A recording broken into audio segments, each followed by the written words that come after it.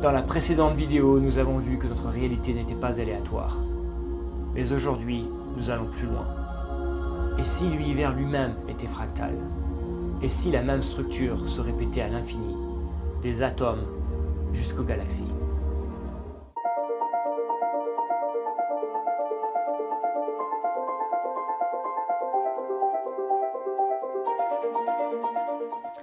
Bonjour à tous et bienvenue sur ma chaîne YouTube. Ici, on parle de transformation profonde, de reprise de souveraineté et de ton pouvoir intérieur. Et quel est le meilleur moyen ou un des meilleurs moyens de reprendre ton pouvoir intérieur? C'est d'avoir une meilleure compréhension de toi-même ainsi que de notre réalité.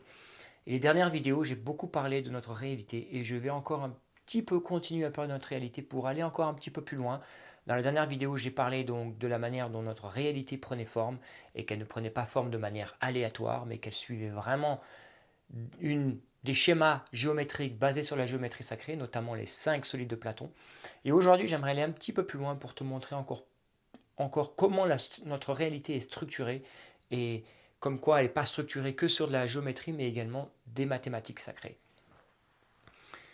Alors, à l'école, nous a enseigné ce qu'on appelle la géométrie euclidienne, ce qui est les triangles, les carrés, les losanges, les ronds, etc. etc. Ça, c'est la géométrie euclidienne. Par contre, quand on observe notre réalité autour de nous, notamment la nature, les planètes, l'univers, etc., etc., donc tout ce qui est manifesté, tout ce qui prend forme, on s'aperçoit en fait qu'elle ne suit pas cette géométrie euclidienne, mais qu'elle suit, en tout cas de loin, on n'a pas l'impression qu'elle suit des schémas particuliers. On a l'impression que c'est un petit peu chaotique et qu'il n'y a pas un ordre derrière tout ça.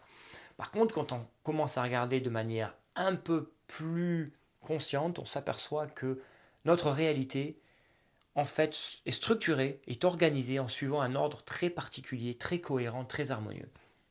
Alors, la géométrie de notre réalité n'est pas euclidienne, mais est ce qu'on appelle la géométrie, elle suit une géométrie fractale. Alors, le mot fractal vient du latin fractus, qui veut dire fragmenté.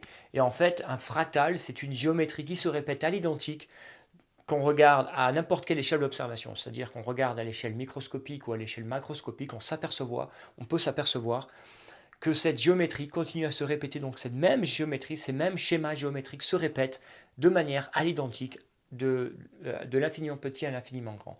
Et c'est peut-être cette phrase que tu as pu entendre, as above, so below, as within, so without. Donc c'est une phrase qui est dérivée des enseignements hermétiques, donc qui veut dire en gros ce qui est en haut et ce qui est en haut est en bas, ce qui est en bas est en haut, ce qui est à l'intérieur est à l'extérieur et ce qui est à l'extérieur est à l'intérieur. C'est pour montrer en fait que notre réalité suit des schémas géométriques qui se répètent à l'identique, peu importe qu'on regarde à l'échelle infiniment petite ou à l'échelle infiniment grande.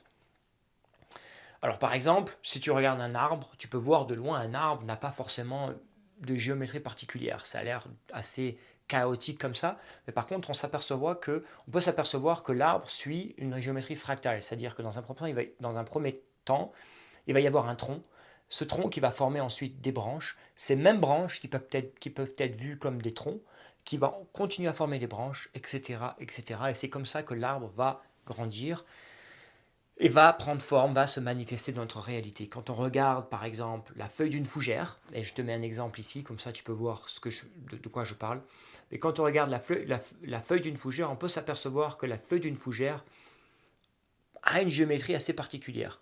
Mais ce qui est intéressant de voir, c'est que cette géométrie particulière, en fait, se répète.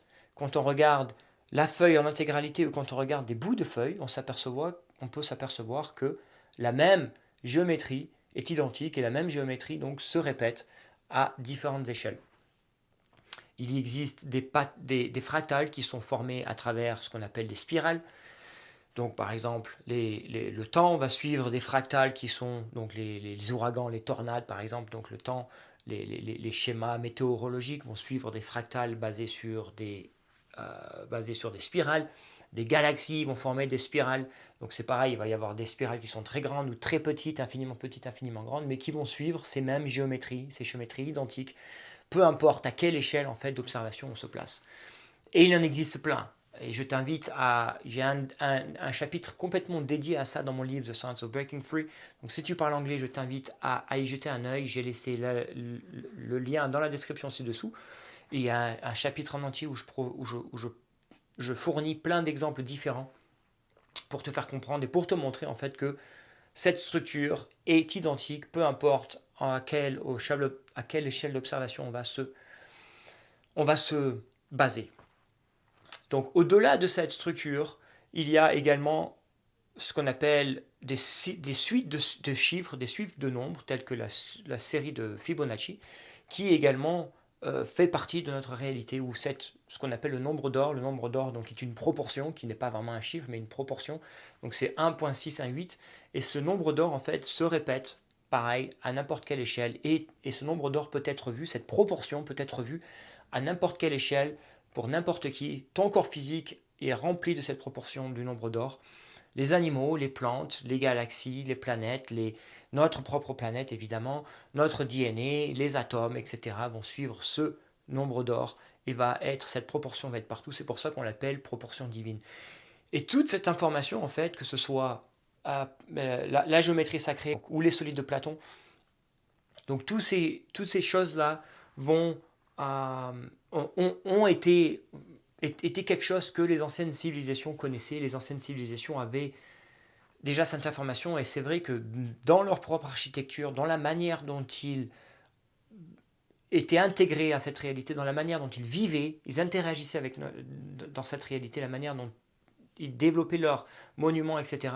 Tout suivait donc cette même proportion, cette même cohérence, ces mêmes schémas géométriques, parce qu'ils savaient que la vie, la manière dont l'énergie se manifestait dans la forme, c'était en suivant ces schémas géométriques, en suivant ces chiffres, ces suites de chiffres, ces chiffres de Fibonacci, cette série de Fibonacci, ce nombre, cette proportion dorée, cette proportion d'or, donc qui est visible de partout. Et c'est la manière dont eux-mêmes faisaient leur propre structure, leur propre monument, la manière dont ils construisaient tout ça, parce qu'ils avaient connaissance et ils savaient que ça permettait de créer une résonance sur notre vie, sur notre corps humain, etc., etc. Et ça, je vais en parler un petit peu plus dans les vidéos futures, où je vais te parler un peu plus de notre passé, de notre histoire, des anciennes civilisations et les connaissances qu'elles avaient par rapport à la structure de notre réalité et la manière dont on est directement intégré avec.